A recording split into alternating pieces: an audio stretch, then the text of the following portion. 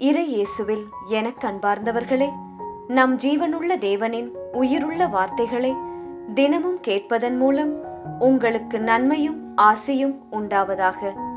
இன்றைக்கு நம் உள்ளத்தில் ஆண்டவர் பேச விரும்புகிற திருவசனம் எண்ணிக்கை 11ஆம் அதிகாரம் 23ஆம் திருவசனம். ஆண்டவரின் கை குறுகிவிட்டதா? இப்போது எனது வார்த்தையின்படியே உங்களுக்கு நடக்குமா இல்லையா என்று பார் என்றார். இறை இயேசுவில் எனதருமை நண்பர்களே, உங்கள் அனைவருக்கும் நம் இயேசுவின் அன்பை உரித்தாக்குகின்றேன். இன்று அன்னை மரியா திரு அவையின் அன்னை என்று திருச்சபையால் ஏற்றுக்கொள்ளப்பட்ட நாளை நாம் நினைவு கூறுகிறோம்.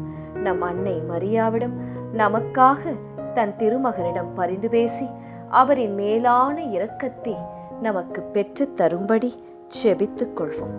நண்பர்களே, நம் தேவன் இயேசு இருக்கிறாரே, அவர் தாராள மனம் உடையவர்.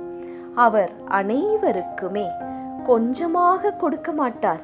அமுக்கி குலுக்கி வழிந்து ஓடும்படியாக உங்கள் மடியில் ஆசீர்வாதங்களை போடுவார்.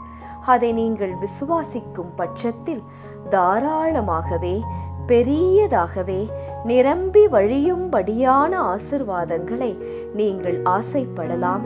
நம் தந்தையாம் இயேசுவிடம் கேட்கலாம். அதில் எதுவுமே தவறு கிடையாது நண்பர்களே. மாறாக அது நீங்கள் ஆண்டவராம் இயேசுவின் மேல் கொண்டுள்ள அலாதி நம்பிக்கையின் பிரதிபலிப்புத்தான். இன்றைய வசனம் இதையே நமக்கு கூறுகிறது. கேட்போமா? ஆண்டவரின் கை குறுகிவிட்டதா? இப்போது எனது வார்த்தையின்படியே உங்களுக்கு நடக்குமா இல்லையா என்று பார் என்று ஆண்டவர் இயேசு கூறுகிறார். இந்த வார்த்தைகளை ஆண்டவர் மோசேயிடம் கூறியது. ஆண்டவர் இயேசு ஒரு வார்த்தை சொன்னால் அது அப்படியே நடக்கும் என்று நாம் விசுவாசிக்க வேண்டும். அது எவ்வளவு பெரிய தேவையாயிருந்தாலும் சரி, அது சந்திக்கப்படும், அது அப்படியே ஆகும். நீங்கள் பொறுத்திருந்தால் அதை காணலாம்.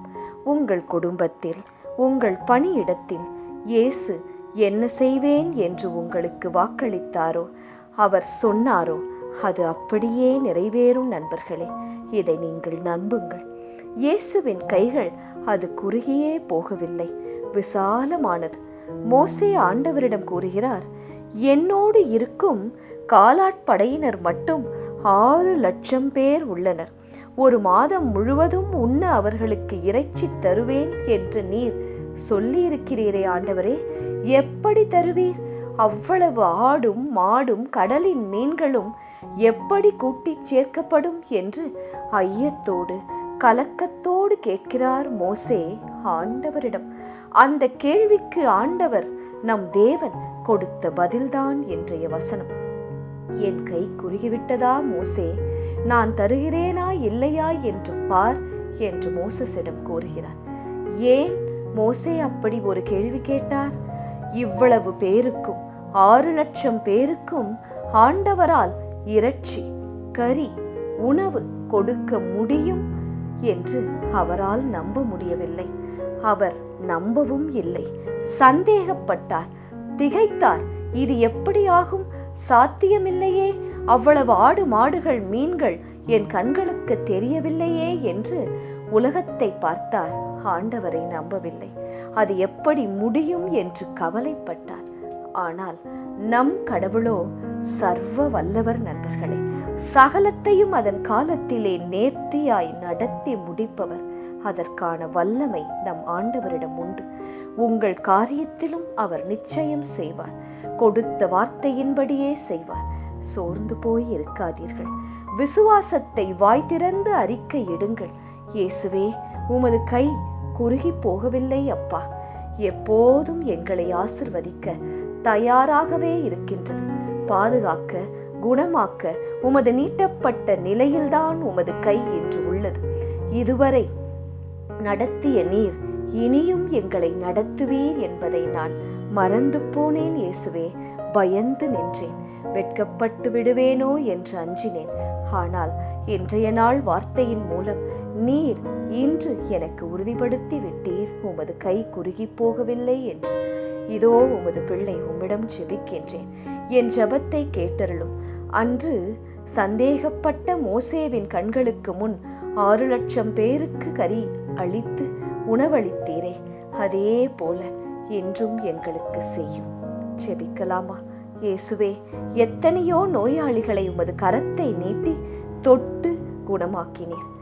கடலையும் காற்றையும் நோக்கி உமது கரங்களை நீட்டி இறையாதே, அமைதியாயிரு என்று சொன்னீர். நீட்டிய உமது கரங்கள் கெட்ட ஆவிகளை விரட்டியது. அதே போல அதே கரங்களை நீட்டி எங்களையும் தொட்டு ஆசிர்வதியும். எங்கள் தலைமுதல் கால்வரை உமது ஒலிவ எண்ணெயால் அபிஷேகித்து நடத்தும் ஆண்டவரே. நல்லதொரு வாழ்க்கை வாழ தடைகளை நீக்கி போடும், கைபிடித்து நடத்தும் இயேசுவே, ஆமேன். இயேசு கிறிஸ்துவின் பெரிதான நாமத்தின் நிமித்தம் ஜெபிக்கிறோம், ஆமேன்.